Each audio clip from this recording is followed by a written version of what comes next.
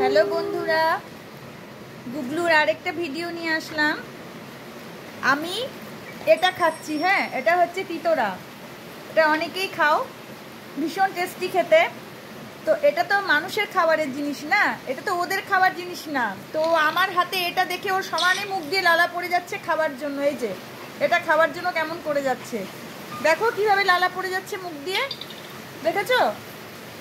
দেখো, তা বলো, ও ভাবে যে মানুষ যেটা খায় সেটা ওরও খাওয়া মনে হয় ঠিক। ও সবসময় এটাই ভাবে।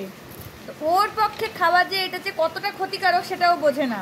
সমানে মুখ দিয়ে লালা ফেলে যাচ্ছে, ঝগড়া করে যাচ্ছে, এটাও খাবে। এটা তোমাকে দেওয়া যাবে না, তুমি চাইলেই তো হবে না, তোমাকে দেওয়া যাবে না এটা।